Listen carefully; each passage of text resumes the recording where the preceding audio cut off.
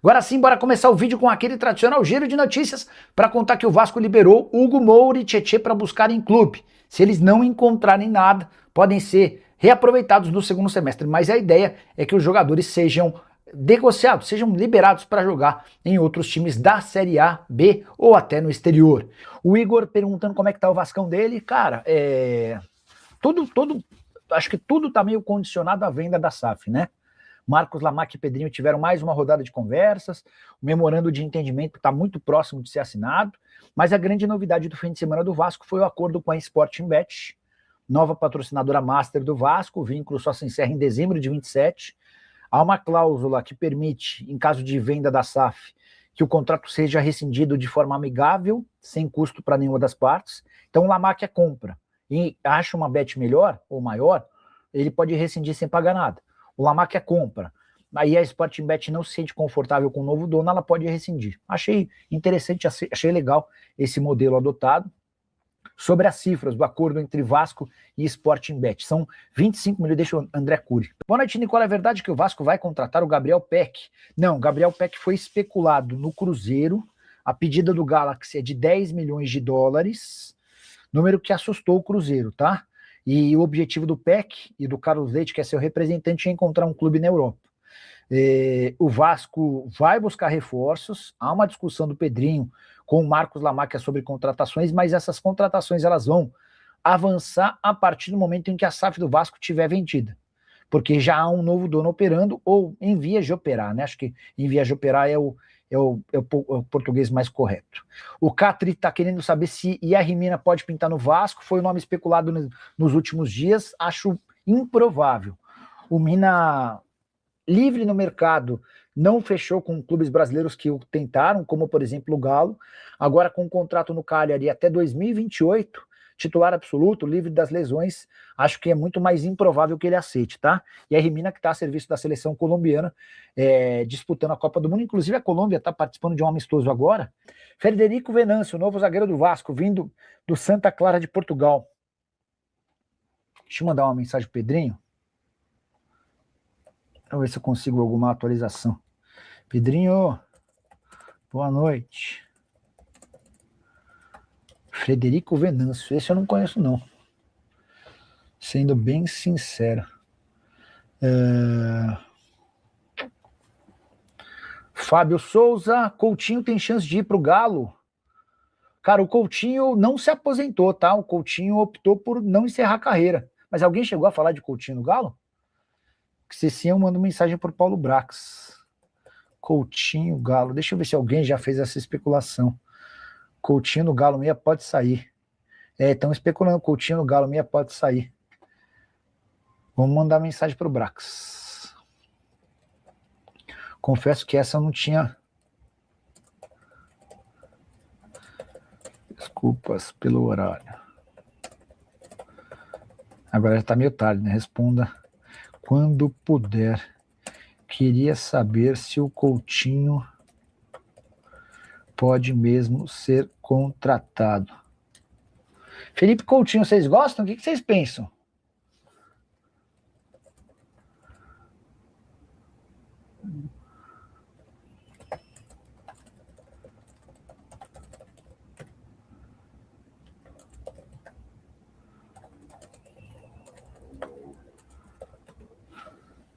Quem mais? E Alex Telles está cada dia mais distante do Botafogo. O lateral esquerdo, de 33 anos de idade, um dos melhores do país, tem contrato só até dezembro. E o Botafogo, nos últimos dias, o procurou para tentar a extensão do vínculo. Mas a oferta feita pelo Fogão foi para que o Alex Telles aceite uma redução do salário. Vale a lembrança de que quando ele vem ao Brasil, ele vem supervalorizado e com vencimentos acima de R$1 milhão por mês. Hoje, o Alex Telles é o segundo lateral esquerdo brasileiro mais caro em atividade no país. Somente o Alexandro, jogador da seleção brasileira e do Flamengo, tem vencimentos maiores. Sobre o Alex Telles, o fato de oferecerem uma redução salarial deve fazer com que o Alex Telles não aceite a prorrogação desse vínculo, ou seja, a partir de 1º de julho ele vai estar apto para assinar um pré-contrato, e são vários os clubes brasileiros interessados. Enorme oportunidade de mercado, o Alex Telles tem jogado muita bola. E John Textor foi ameaçado de morte Pelo menos é o que garante Carlos Augusto Montenegro, ex-presidente do Botafogo e uma das figuras mais influentes na política atual do clube. Em entrevista à Band nessa segunda-feira, o Carlos Augusto Montenegro disse o seguinte, abre aspas, o Textor está devendo aos sócios dele nos Estados Unidos. Está devendo também a Ares, a Iconic, a JP e a Michele Kang. Está devendo até para um grupo de empresários do Vinícius Júnior, que acreditou nele e comprou um pedacinho da SAF do Botafogo. O russo da Iconic quer matar ele. Não sei por quê, disse nessa entrevista o Carlos Augusto Montenegro. Nesse mesmo papo, Montenegro assegurou que não vê a chance de o Textor voltar à política do Botafogo, nem reaparecer no Brasil, até porque não há o que ele fazer por aqui. Segundo o ex-presidente botafoguense, o clube que tem 5 transfer bans ainda deve receber outros 8 nos próximos dias ou semanas. Seriam no total 14, até porque o Montenegro acabou se confundindo e falou que já são 6 transfer bans atuais. São 5, mas segundo ele tem mais 8 ou 9 a serem contabilizados, fazendo com que o Botafogo se tornasse o principal clube devedor da América do Sul, de acordo com o próprio Montenegro. Hoje a dívida da SAF botafoguense gira na casa dos 3 bilhões de reais. Para completar, abre aspas para o Montenegro, o Botafogo iria acabar se não tivesse os 10% da associação ligadas à associação. Vou repetir aqui o que ele disse. Abre aspas, o Botafogo iria acabar se não tivesse os 10% ligados à associação.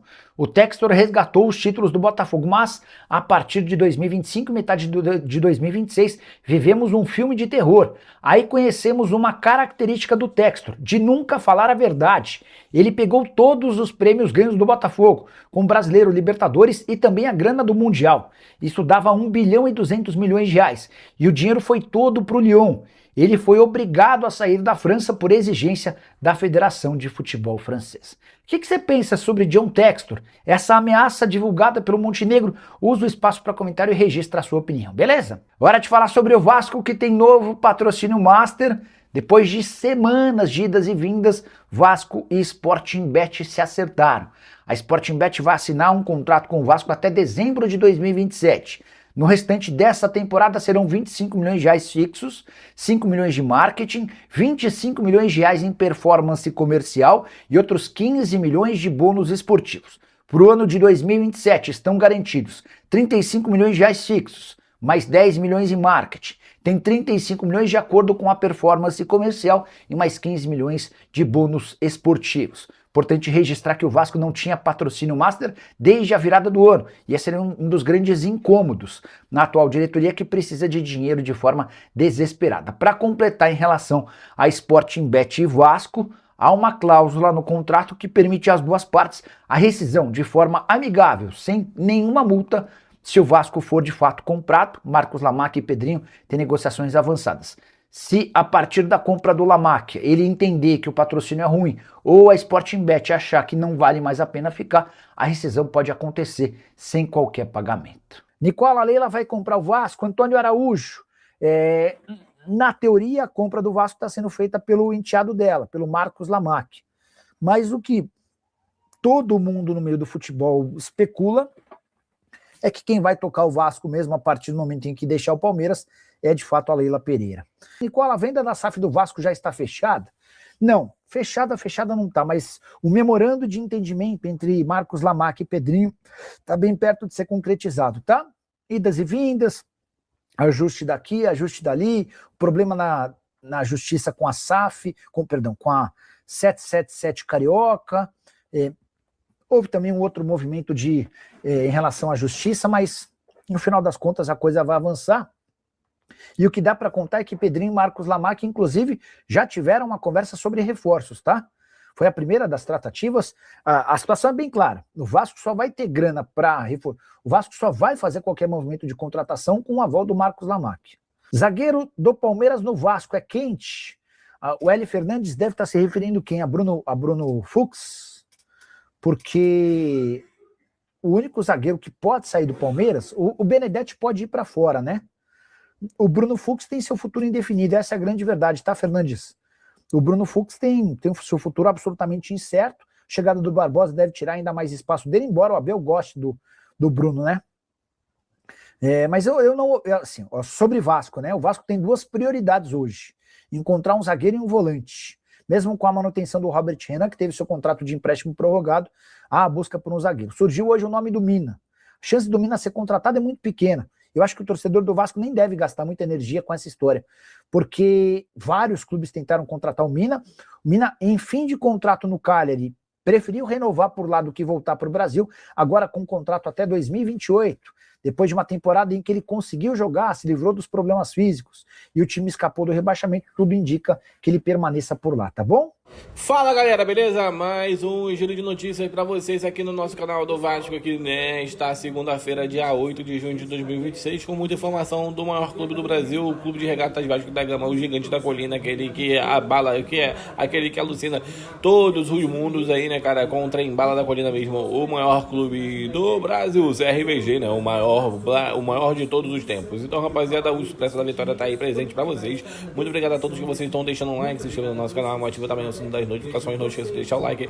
Um grande abraço pra vocês e até o próximo vídeo.